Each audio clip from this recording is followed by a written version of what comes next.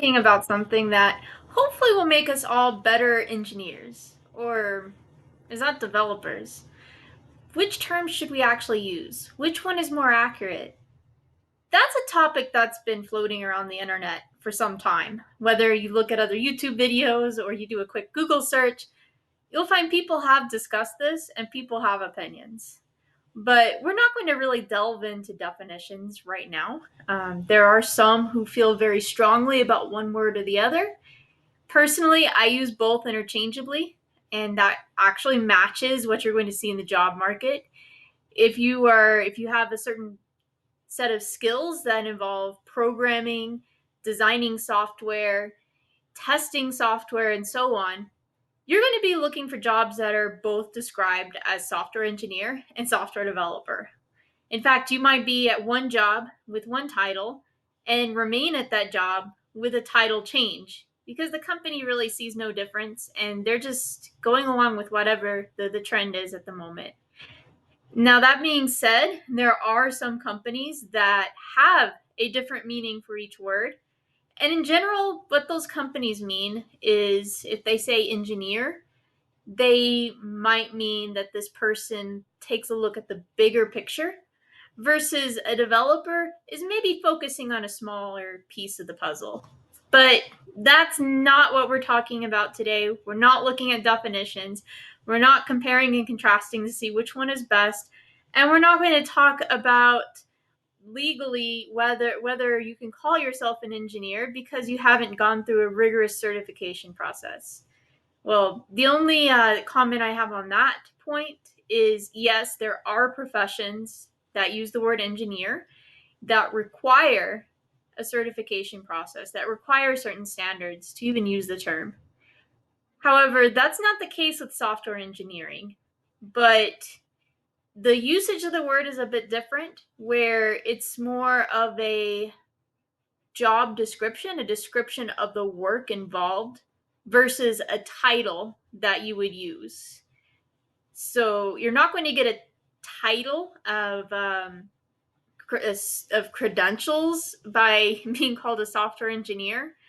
Your credentials are equally the same as a software developer. But why don't we take a look at those words, developer and engineer, and see why maybe both of them can be useful? How can using one or the other, or even both, affect your mindset as you work on your projects? Well, think about a developer for a second. Um, if you look up a definition to develop, it kind of implies the process of forming something gradually. This is going to take time. Maybe there's a lot of iterations. Maybe you start off in one direction without a clear plan of how you're going to get from A to B to C, but you have an idea of what C looks like. You start out with A and you gently nudge things towards C. You might see that kind of thing in art, such as if you're doing pottery. You gradually mold whatever you're making into the shape that you want. Now, how is that useful for what we're talking about here? Software development. Well, for one, software development, in any case, whatever project you're working on, is going to be a process. And it's going to be a process where the code that you're building will gradually form from its start to its end result. You're going to have to make changes along the way. There's going to be requirements changes from the clients.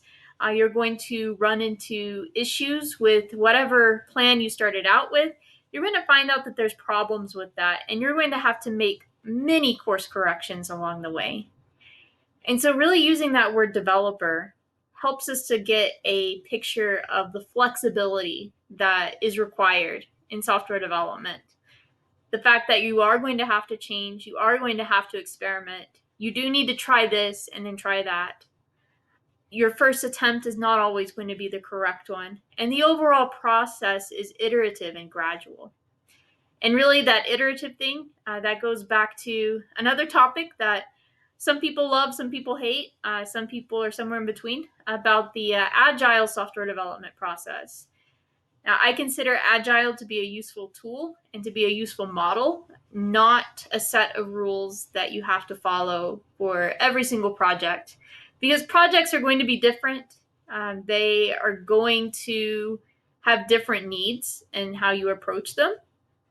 But the idea of Agile, that you can deliver something small that is useful to the end user very quickly and make changes along the way until you get it exactly right, that idea is very much baked into the term development.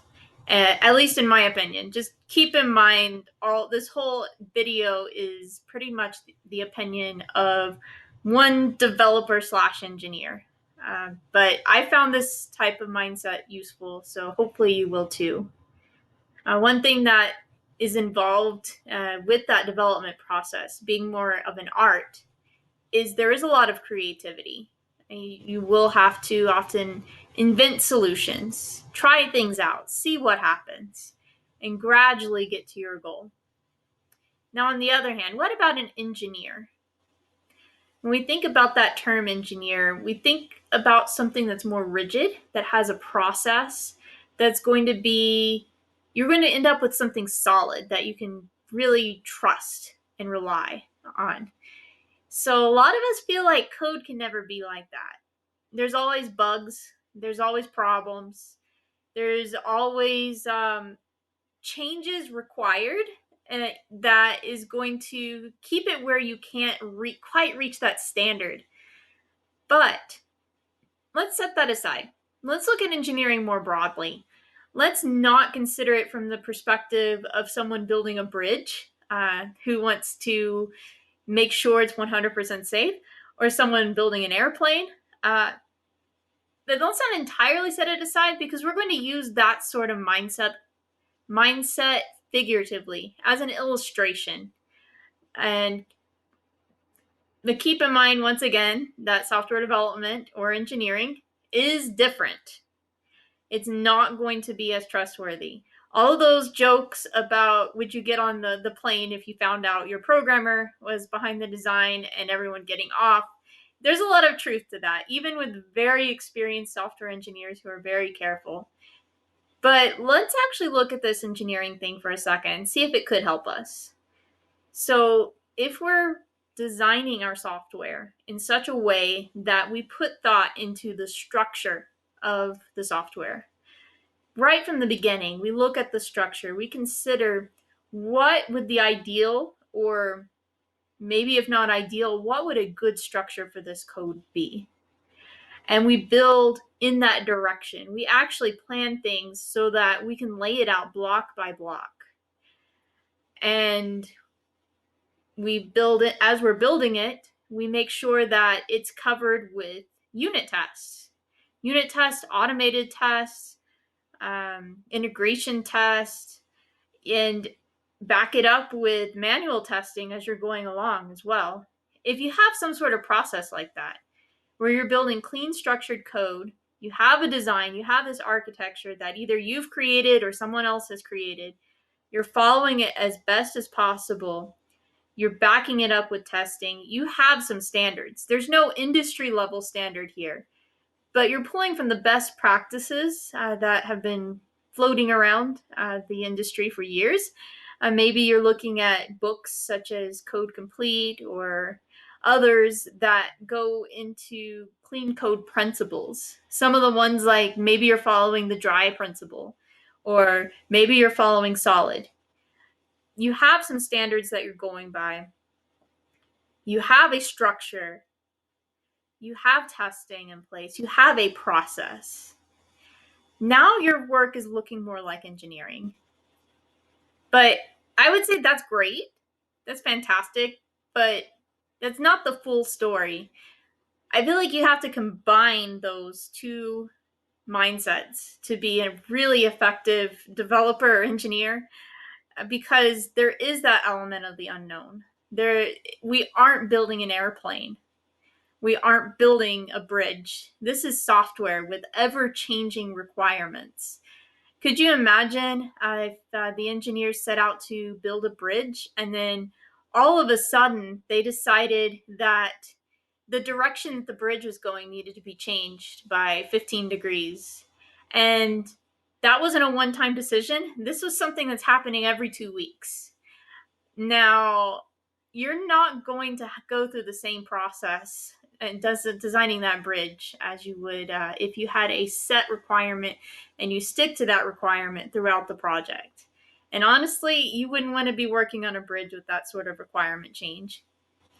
But in software engineering, requirement change is the rule, not the exception. We're constantly getting requirements changes. Maybe the user didn't express themselves 100% clearly the first time around, or maybe they did, but they found out that there's this other piece that they need. They found out that their original design isn't quite right after some trial and error, and now you have to change it. Or maybe you, as the developer or engineer, are working on a solution and you find out in the middle of it that there's some sort of complication that is preventing you from going 100% with your original plan. There's going to be changes, constant changes. That's why Agile was even came to be. The purpose of Agile was, if you perfectly plan out your software, design it, code it, test it, then deliver it. By the time you deliver it, the business that you were writing the code for now needs a completely different software. Your solution is out of date now because their business has changed. And so that's just the nature of the work. There's no getting around that. So with the process, with the structure, with all of the planning and following best practices as possible, we also need to pull in some of that art. We need to be flexible and adaptable and creative. Sometimes you might start out following one type of design principle and realize it's not quite working in this case. Feel free to modify it. Feel free to change it to find your own best practices. Feel free to start with one structure and change it along the way. You might have a great idea, but test and experiment. And so I think what you'll really find is combining the best of the creativity, the gradual process of forming your code like it was a bit of pottery, with the structured, planned design of engineering together will get you the best results. Aim for the design, but be open to change. And absolutely 100% back everything up with unit tests, because the second you have to change something, there's going to be so many variables. Even if you have beautifully constructed code, there's going to be so many variables that you can't personally keep track of. And even worse, if you're on a team, your colleagues aren't going to be able to keep track of all the different things going on in the program because they didn't even work on every little piece of it. And so having those unit tests in there is really going to make it where it's safer for you to make changes going forward. So one thing that I would suggest for legacy code, because legacy code is special, whenever you're going in there, keep in mind, even though you can't rewrite the entire thing, maybe get an idea, put on that engineering mindset and get an idea of what a more ideal architecture would look like for that code base. And then as you're adding new features or modifying existing ones or making bug fixes, try to nudge it, kind of like in a developer type of mindset. Try to nudge it gradually in that direction. So there's no rewrite, there's no massive structural changes, but you have that in mind. You have a goal, a clear goal. Now you can mold it in the right direction. And the result of that is, even though legacy code is still going to be legacy code, you're actually getting a better code base every time you touch it. And with that, every time you make modifications, every time you add new features, every time you fix a bug, it's just going to get easier and easier to work with instead of harder and harder and harder.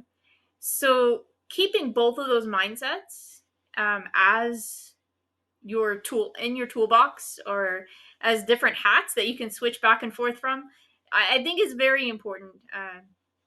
To just have that perspective switch. So yeah, that's pretty much what I wanted to talk about today. Of course, that's just my opinion.